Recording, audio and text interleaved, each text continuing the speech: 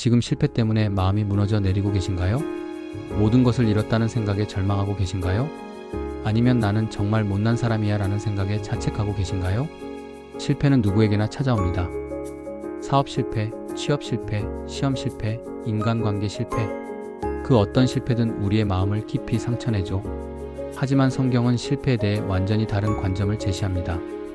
실패가 끝이 아니라 새로운 시작이라고, 실패를 통해 더 큰 축복이 준비되어 있다고 말씀하십니다.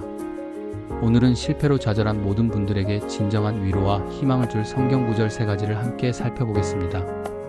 이 말씀들이 여러분의 실패를 성공의 디딤돌로 바꿔주기를 바랍니다. 첫 번째 말씀은 잠언 24장 16절입니다. 의인은 7번 넘어져도 다시 일어나거니와 악인은 재앙으로 말미암아 엎드러지느니라. 이 말씀에서 7번은 완전수를 의미합니다. 즉, 아무리 많이 넘어져도 다시 일어날 수 있다는 뜻입니다. 여기서 중요한 것은 넘어지지 않는 것이 아니라 다시 일어나는 것입니다. 성경은 우리가 넘어지지 않을 거라고 약속하지 않습니다. 대신 넘어져도 다시 일어날 수 있다고 약속합니다. 한 젊은 사업가가 있었습니다. 20대에 시작한 사업이 코로나로 인해 완전히 망했습니다. 직원들에게 월급도 못 주고 가족들에게도 명목이 없었습니다. 나는 실패자야. 다시는 일어날 수 없어라고 생각했습니다. 그런데 교회에서 이 말씀을 들었습니다. 의인은 7번 넘어져도 다시 일어난다. 그 순간 깨달았습니다. 하나님께서는 그가 넘어진 것을 보고 계시지만 동시에 다시 일어날 것도 아신다는 것을 말입니다.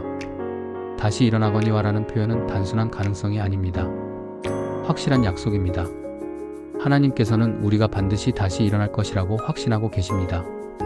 그 청년은 이 말씀을 붙잡고 다시 도전했습니다. 첫 번째 시도는 실패했지만 두 번째 시도에서 성공했습니다. 이제는 이전보다 더 큰 사업을 운영하고 있습니다. 실패는 우리의 정체성이 아닙니다. 실패는 과정일 뿐입니다. 하나님께서는 우리를 실패자라고 부르지 않으시고 다시 일어날 자라고 부르십니다. 악인은 재앙으로 말미암아 엎드러지느니라는 대조적 표현입니다. 악인은 한 번 넘어지면 일어나지 못하지만 의인은 여러 번 넘어져도 다시 일어난다는 뜻입니다. 지금 여러분이 넘어져 있다면 그것이 끝이 아닙니다. 하나님께서는 여러분이 다시 일어날 것을 이미 아시고 그를 위한 힘을 준비해 놓으셨습니다. 포기하지 마세요. 다시 일어나세요. 그것이 하나님의 약속이자 여러분의 운명입니다. 두 번째 말씀은 로마서 8장 28절입니다. 우리가 알거니와 하나님을 사랑하는 자, 곧 그의 뜻대로 부르심을 입은 자들에게는 모든 것이 합력하여 선을 이루느니라.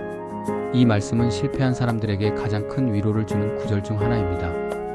모든 것에는 우리의 실패도 포함됩니다. 합력하여라는 단어는 헬라어로 시네르게오인데 여러 요소들이 함께 작용해서 더 큰 결과를 만들어내는 것을 의미합니다. 하나님께서는 우리의 실패마저도 선을 위해 사용하십니다. 실패가 우리를 망치는 것이 아니라 더 큰 성공을 위한 재료가 됩니다. 한 의대생이 있었습니다.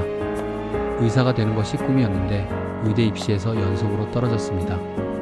3년 연속 실패하자 부모님도 친구들도 다른 길을 가라고 권했습니다. 그는 절망에 빠져 하나님, 왜 이렇게 힘들게 하시나요? 제 꿈이 잘못된 건가요? 라고 울며 기도했습니다. 그런데 4년째 되는 해에 이 말씀을 묵상하게 되었습니다. 모든 것이 합력하여 선을 이루느니라. 그 순간 깨달았습니다. 지난 3년의 실패가 헛된 것이 아니라 하나님의 더 큰 계획의 일부일 수 있다는 것을 말입니다. 그는 마음을 새롭게 하고 다시 도전했습니다. 그리고 마침내 의대에 합격했습니다. 그런데 놀라운 것은 그가 합격한 의대에서 만난 교수가 바로 3년 전에 그를 면접에서 떨어뜨렸던 교수였습니다. 그 교수는 그에게 말했습니다. 3년 전의 당신과 지금의 당신은 완전히 다른 사람이에요. 그때의 실패가 당신을 더 성숙하고 겸손한 사람으로 만들었습니다. 이제야 진짜 의사가 될 준비가 된 것 같아요. 실패는 하나님의 실수가 아닙니다. 실패는 하나님의 계획의 일부입니다. 우리가 이해할 수 없을 때도 하나님께서는 우리의 실패를 통해 더 큰 성공을 준비하고 계십니다. 하나님을 사랑하는 자라는 조건이 있습니다. 하나님을 사랑한다는 것은 하나님의 선하심을 믿는 것입니다. 실패 속에서도 하나님의 좋은 뜻이 있다는 것을 믿는 것입니다. 지금 여러분의 실패가 이해되지 않아도 괜찮습니다. 하나님께서는 그 실패마저도 여러분의 성공을 위한 소중한 재료로 사용하실 것입니다. 세 번째 말씀은 예레미야 29장 11절입니다. 여호와의 말씀이니라 너희를 향한 나의 생각을 내가 아나니 평안이요 재앙이 아니니라 너희에게 미래와 희망을 주는 것이니라. 이 말씀은 바벨론의 포로로 끌려간 이스라엘 백성들에게 주신 약속입니다. 그들은 완전한 실패와 절망 속에 있었습니다. 나라도 잃고 성전도 무너지고 고향도 떠나야 했습니다. 그런 그들에게 하나님께서는 내가 너희를 향한 생각을 안다고 말씀하셨습니다.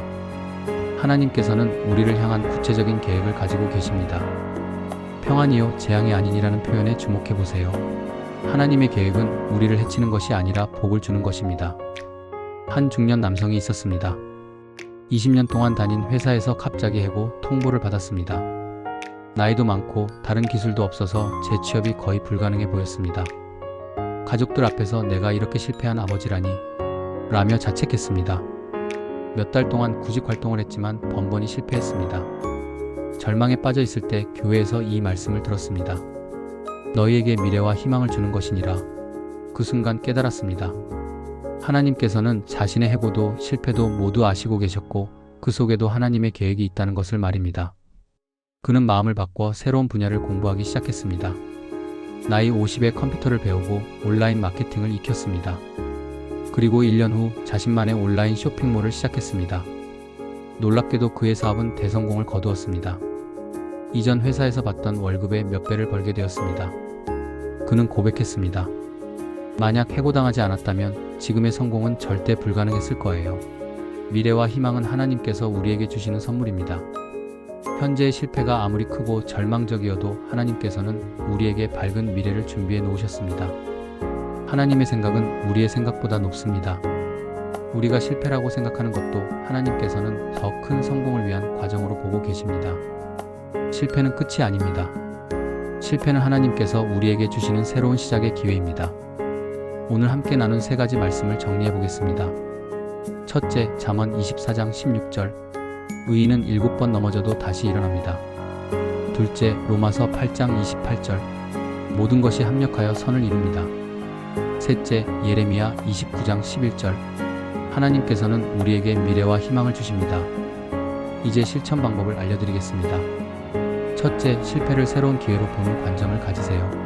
이 실패를 통해 하나님께서 무엇을 가르치시려는가? 라고 질문해 보세요. 둘째, 실패에서 배운 교훈을 정리해 보세요. 모든 실패에는 소중한 교훈이 숨어 있습니다. 셋째, 다시 도전할 용기를 가지세요. 하나님께서는 여러분이 다시 일어날 것을 확신하고 계십니다. 넷째, 다른 사람들의 실패 극복 간증을 들어보세요. 그들의 이야기가 여러분에게 힘이 될 것입니다. 실패는 성공의 어머니라고 합니다. 하지만 성경은 더 나아가 실패는 하나님의 축복의 통로라고 말씀합니다. 지금 실패로 좌절하고 계신 모든 분들에게 말씀드립니다. 포기하지 마세요. 하나님께서는 여러분의 실패를 통해 더 큰 성공을 준비하고 계십니다. 여러분의 최고의 날들이 아직 오지 않았습니다. 하나님의 계획 속에서 여러분은 반드시 승리하게 될 것입니다. 이 영상이 실패로 고통받는 모든 분들에게 희망이 되었다면 좋아요와 구독 부탁드립니다. 다음 영상에서는 새 출발할 때 힘이 되는 성경 구절로 찾아뵙겠습니다. 하나님의 축복이 여러분과 함께 하시길 바랍니다.